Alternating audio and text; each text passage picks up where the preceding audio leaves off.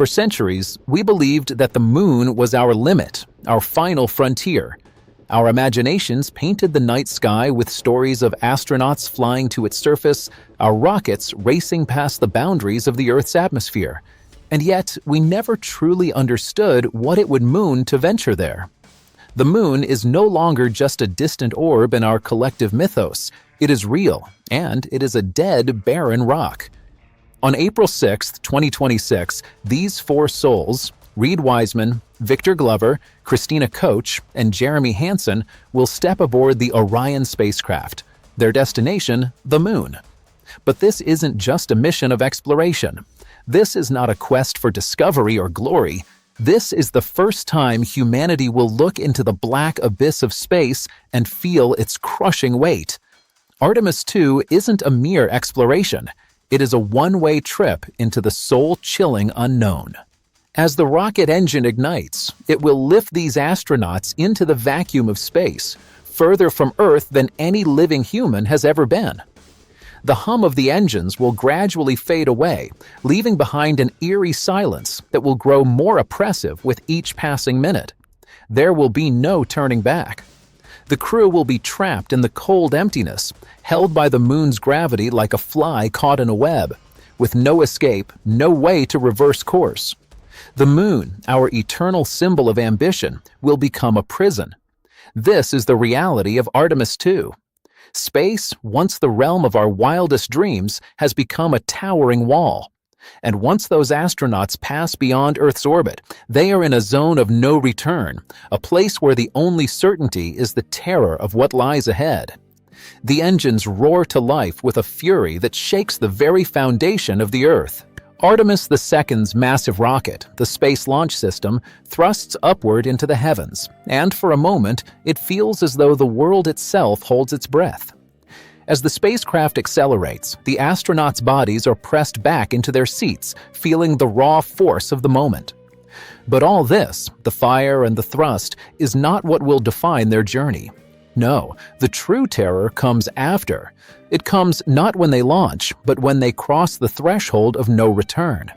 The translunar injection, or TLI, it sounds like a simple technical maneuver, a routine burn of the spacecraft's engines to adjust its trajectory.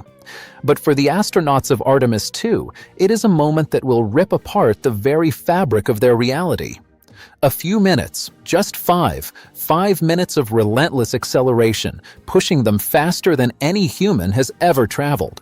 In this instant, their velocity will spike to a mind-boggling 24,500 miles per hour. The TLI is the moment when Earth's gravitational grip on them weakens, and the pull of the moon begins to take hold. It is the moment when, without a shadow of doubt, they are launched into the abyss. There is no turning back, no reverse thrust to bring them home. The contract with physics is signed in blood. In this moment, they are trapped. It's a brutal realization, one that sinks deep into the bones of every astronaut. They are no longer masters of their own fate. Once TLI occurs, they are prisoners of the stars. No matter what happens, there is no way to undo the decision that's been made. The spacecraft is now locked into its trajectory, the next 10 days set in stone. If something goes wrong, an engine failure, a breach in the hull, a critical malfunction in their life support systems, they will not be able to turn around. There are no escape routes, no emergency protocols. They must complete the mission or die trying. And as the Earth shrinks behind them, they can do nothing but watch.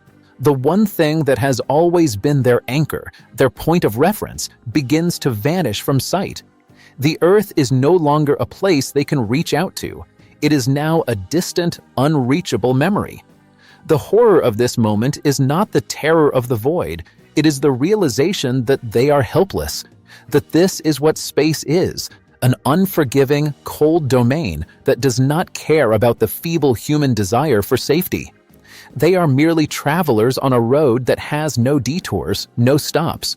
The path is fixed. The final destination is set.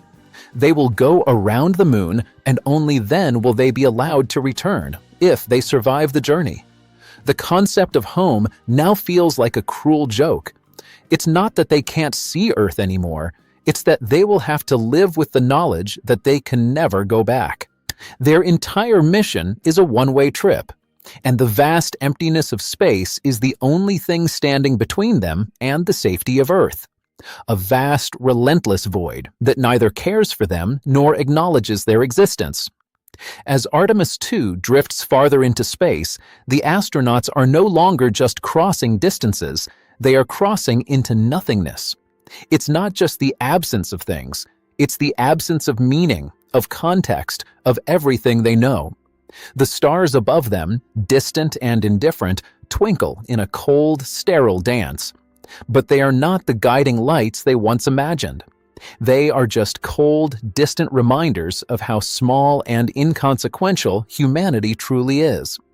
Out here, in the black depths, space is not a frontier to be conquered, it is a tomb.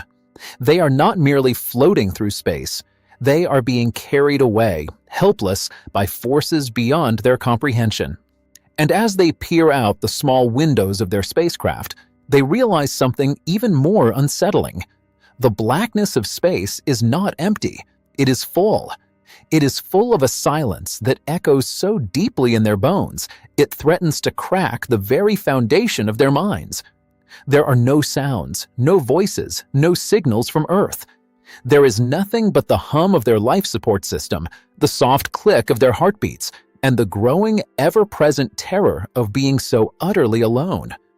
The Earth is far behind them now, too small to be seen, a faint glimmer of light that is swallowed by the immense distance. The moon lies ahead, a cold and lifeless orb waiting to be circled. But the fear does not come from the moon itself. It comes from what lies between them and their destination. The void, the vast, crushing void that holds them in its merciless grasp. For the astronauts of Artemis II, this emptiness is no longer just a concept, it is a presence, it is suffocating. In this void, time slows down, stretching into infinity. Every second is a reminder of how fragile they are. Every breath they take is a gift they must fight to preserve. And yet, it feels wrong to breathe in a place like this, a place where no air exists. They are in the belly of the beast now, and the beast is indifferent to their plight. There are no predators, no external dangers. But in this vast, cold expanse, they are their own worst enemy. Every shift in the spacecraft, every flicker of the life support systems, every warning light that flashes on the console is a reminder that their fate is now entirely in the hands of machines and the relentless cruelty of space. They are trapped between two worlds, the world they came from and the one they are headed toward. But neither world can offer them refuge. Earth, the cradle of their existence, is too far to reach. The moon, the place they once dreamed of standing on, now looms as a cold reminder that there is no comfort in space, only the harshness of survival. The astronauts cannot see the end of their journey. They cannot predict what comes next. The unknowns of deep space are so numerous, so incomprehensible, that the sheer weight of uncertainty is crushing. The further they travel, the less human they feel. The isolation begins to bleed into their bones. They are not explorers anymore. They are survivors. Survivors desperately trying to hold on to a thread of sanity as the universe stretches out around them, cold and uncaring. The free return trajectory, the name itself sounds reassuring, a safe path. The grace of physics pulling them back home if anything goes wrong. It's a supposed safety net, a perfect calculation of gravity's invisible force that will return the astronauts to Earth no matter what. But here lies the cruel irony. The moment the TLI burn is completed, the crew of Artemis II realizes that this safe trajectory is, in fact, a prison, a golden cage. The paradox of safety is that it offers no choice. The path is locked in place. It's a route that takes them through a yawning black abyss, an abyss that has no concern for their needs, no care for their safety. They are locked onto this path, forced to continue, helpless to alter their course. The free return trajectory is the ultimate surrender to fate. It is a mechanical certainty that they cannot control, cannot escape. If something catastrophic happens early in the mission, if a fire ignites in the cabin, if the oxygen tanks begin to leak, if the spacecraft's fragile systems begin to fail, the crew will still have to watch, helpless, as the moon looms closer. And for 5 days, they will not be able to return to Earth. They will be forced to travel farther, watching as the blue dot of home becomes smaller and smaller, helplessly drifting away. Imagine the horror of that realization. No matter what happens, you cannot stop. You cannot reverse course. You are locked in, caught in the grip of the stars. From this moment forward, they are nothing more than passengers on a ship with no captain, adrift on a vast ocean of nothingness. They are at the mercy of celestial mechanics, their survival hanging by the slender thread of their life support systems. And every second they drift farther from Earth, every minute they are pulled toward the moon, they are reminded of their ultimate fragility. The moon itself, once a symbol of aspiration, has become their jailer. And yet, despite this mechanical prison, they are alive. They breathe, they eat, they speak, but only in the shadow of an ever-present, unavoidable truth. No matter how much they beg for mercy, no matter how much they scream to Houston, they cannot go home. They can only wait, trapped in the gravitational chokehold of the free return trajectory, until the moon's cold, indifferent pull allows them the chance to fall back toward Earth. This is the paradox of space. You are free to go anywhere, yet bound by the laws of nature.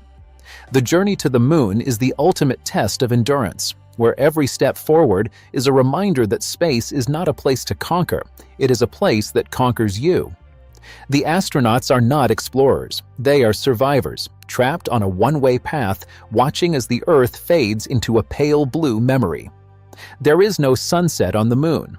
The term itself is a contradiction. It is a deletion of light, a vanishing of the familiar into the unknown.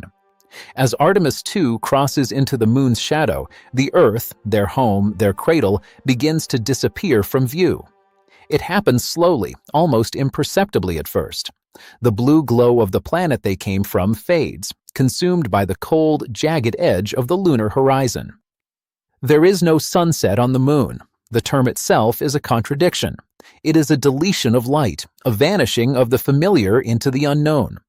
As Artemis II crosses into the moon's shadow, the Earth, their home, their cradle, begins to disappear from view. It happens slowly, almost imperceptibly at first. The blue glow of the planet they came from fades, consumed by the cold, jagged edge of the lunar horizon. And then, in a moment that feels too surreal to comprehend, the Earth is gone. One moment, it hangs in the vastness of space, a shining beacon of life. The next, it vanishes behind the shadow of the moon, swallowed by the void. The astronauts of Artemis II will be the first humans to experience this moment, the Earthset. A moment when the world that had always been their reference point, their anchor, their everything, disappears. For 40 agonizing minutes, they are cut off from the rest of humanity. The spacecraft is plunged into total isolation. No radio signals, no communication, no connection with Earth. There is nothing but the dark, silent landscape of the moon beneath them, its ancient surface riddled with craters, a barren, indifferent world that offers no refuge, no comfort. In that moment, time slows. The silence weighs on them. It presses down on their very souls. In the absence of the Earth, the mother world, the source of all life, they begin to feel small, smaller than they've ever felt before. They are floating in space, so far from home that even the concept of home begins to lose meaning. There is only the vastness of the cosmos, the cold emptiness between the stars, and the unforgiving rock of the moon. The Earth they knew, the Earth they could always turn to, it's now just a memory. It's a speck, a distant illusion that flickers at the edge of their awareness. And in its absence, they are confronted with the terrifying reality of their own insignificance. This is the existential horror of space. In that hour of darkness, the astronauts realize that the Earth is not just a place, it is a psychological anchor. It is their point of reference in a world of chaos. But now, without it, they are adrift. The human mind is not made to be detached from its origin, from the planet that nurtured it, and the vast nothingness of space begins to feel even more oppressive, more suffocating. They are no longer part of a whole, no longer connected to humanity. They are alone, truly alone, in a way that no human has ever known. And the moon? The moon becomes both their destination and their prison. A place they once dreamed of exploring, now a barren expanse that offers no comfort. A place they must pass through to return home. But home is so far away. The crew of Artemis II has crossed the threshold of no return. Earth is no longer visible to them. It is no longer their home. It is a faraway memory, slipping farther with each passing minute. The moon, which once symbolized mankind's highest aspirations, is now their cold, indifferent captor. The vastness of space surrounds them, its emptiness pressing in from all sides. The human mind is not built to comprehend such isolation. Even on Earth, we are rarely alone, surrounded by the hum of life, the noise of our thoughts, the warmth of human connection. But in space, there is no connection. There is only silence, a silence so deep it begins to gnaw at the edges of their sanity. And the longer they are away from Earth, the more this silence seems to speak. The vast, unyielding blackness of space becomes their only companion. It wraps around them like a suffocating blanket. At first, they try to keep their minds occupied, to cling to the structure of their training. But the monotony of the journey begins to erode their resolve. The long hours of isolation grow longer. The endless, empty expanse outside their windows presses in on them, making their tiny capsule feel like a coffin. The astronauts are alone, and soon they begin to question the very fabric of their identity. Who are they in a place where nothing has meaning? Who are they when the world they knew has been erased, when the only thing that remains is their own thoughts? Their minds begin to splinter. The psychological toll of space travel is immense, and on Artemis II, it is felt in its most raw form. The astronauts have nowhere to turn, nowhere to hide from the crushing weight of their isolation. The smallest sounds, a flicker of the life support system, a shift in the spacecraft's motion, become amplified. They are no longer just astronauts, they are survivors, their bodies and minds at the mercy of an indifferent universe. As they circle the moon, the thought of Earth, once their anchor, becomes something alien, something distant. The connection they had to it, to everything they knew, begins to fade. They are not only separated from their planet physically, they are being separated from their very humanity. They are drifting into something unknown, something that threatens to unravel their sense of self. And then there is the dark thought that creeps into their minds. What if we never return? This is the real terror of space travel, not the fear of death, but the fear of disintegration, of losing everything that made them human, of fading into the blackness, alone and forgotten, a speck of dust floating through the endless void. The crew of Artemis II is not just stranded in space. They are confronting the deepest horror of all, the horror of being utterly insignificant. They are not just trapped between two worlds, they are lost in the unfeeling vastness of the cosmos, and their minds are starting to crack. As if the psychological horrors weren't enough, another threat lurks in the darkness, an invisible predator, one that moves at the speed of light and strikes without warning. It is the sun itself, a massive ball of raging nuclear fire, a force that has the power to burn, to blister, to destroy everything in its path. And it is at its most dangerous during the solar maximum, the peak of its violent 11-year cycle. Artemis II is traveling through the heart of this danger. For centuries, we have basked in the warmth of the sun, oblivious to the true threat it poses. On Earth, we are shielded by our atmosphere, by the magnetic field that wraps around the planet like a protective cocoon. But up here, in deep space, there is no such protection. The astronauts aboard Orion are exposed, vulnerable, completely at the mercy of a force they cannot control. Solar flares, violent bursts of energy, hurl billions of tons of charged particles into space. These particles, moving at nearly the speed of light, are invisible, but their effects are deadly. They rip through space, tearing apart anything in their path. On Earth, we are shielded from these storms, but in space, there is no defense. The astronauts are sitting ducks. The Orion spacecraft, designed with the most advanced technology available, is their only protection. But that protection is far from perfect. The hull, made of aluminum-lithium alloy, is barely thicker than a standard phone book. It can withstand some impacts from space debris, but it is almost transparent to high-energy solar particles. These particles don't just bounce off the ship. They rip through the astronauts' bodies like invisible bullets, damaging their cells, altering their DNA. The longer they are exposed, the more their bodies break down, piece by piece. The very cells that make them human are slowly being unmade. NASA has a plan for this, a safe haven protocol. In the event of a solar flare, the crew is instructed to retreat to the center of the capsule, huddle together, and use their supplies to create a makeshift shield. Water bags, food containers, waste bags, everything they can find must be piled around them to absorb the radiation. They are told to lie there, fetal and vulnerable, praying that the invisible storm will pass them by. But what if it doesn't? A Class 10 solar flare, the most powerful kind, could be catastrophic. It would bathe the crew in radiation so intense it could alter their bodies on a molecular level. Their cells would be broken down, their skin burned, their very DNA rewritten. The Orion spacecraft would offer little protection against such a storm. The crew would have no recourse. They are stuck in space, unable to dive back into Earth's protective atmosphere. They are trapped in a tin can, floating in the middle of a cosmic shooting gallery, waiting for the sun to strike.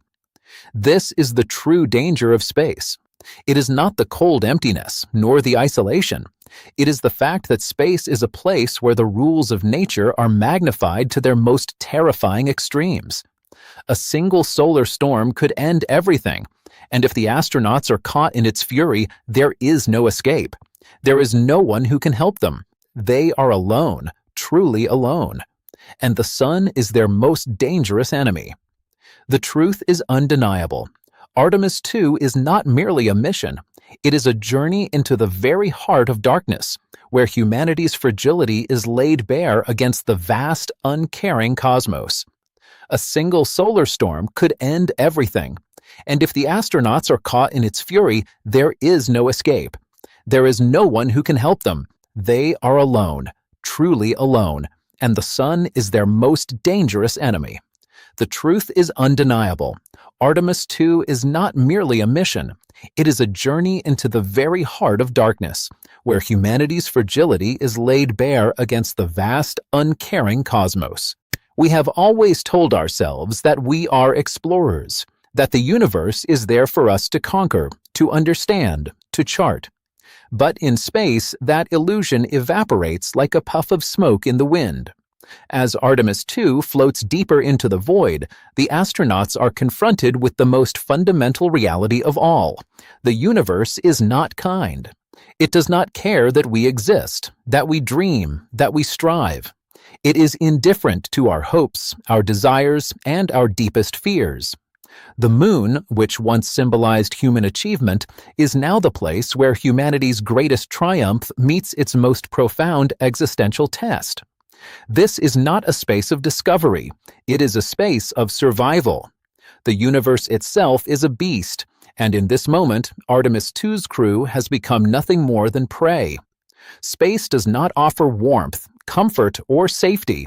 It offers only cold, absolute silence and an unyielding, relentless emptiness.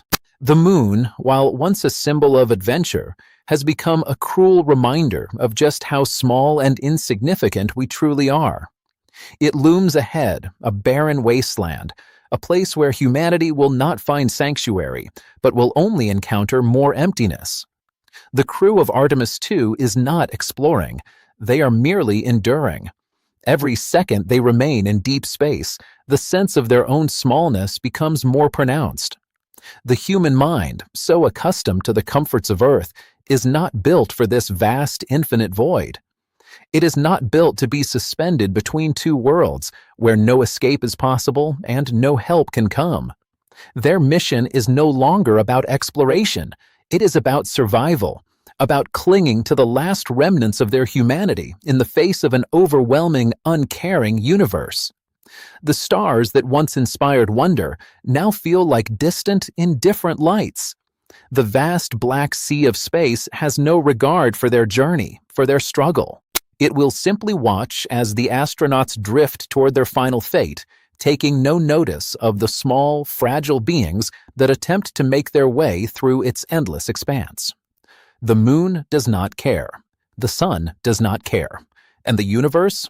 The universe is a place where we are nothing but fleeting specks of dust, temporarily illuminated by the light of distant stars.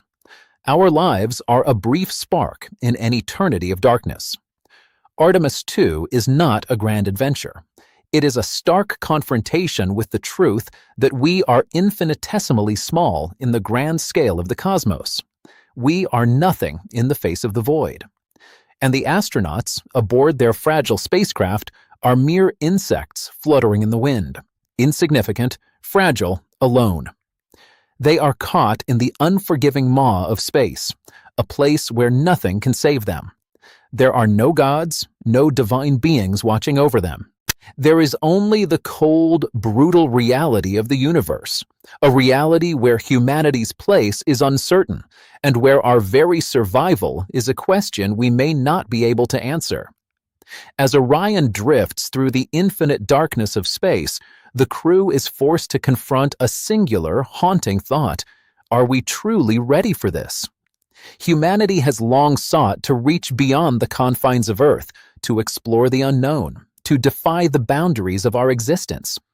We look up at the stars and imagine ourselves as conquerors of the universe, a species destined to leave its mark on the cosmos.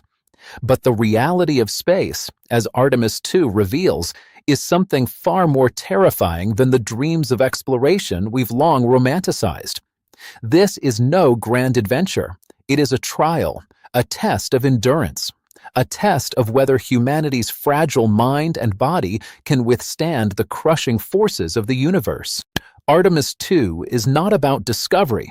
It is about survival, about seeing if we are strong enough to face the unfathomable void and live to tell the tale. The astronauts aboard Orion are not on a quest for glory. They are not chasing fame or honor. They are, in truth, fighting a battle against the very forces of space itself.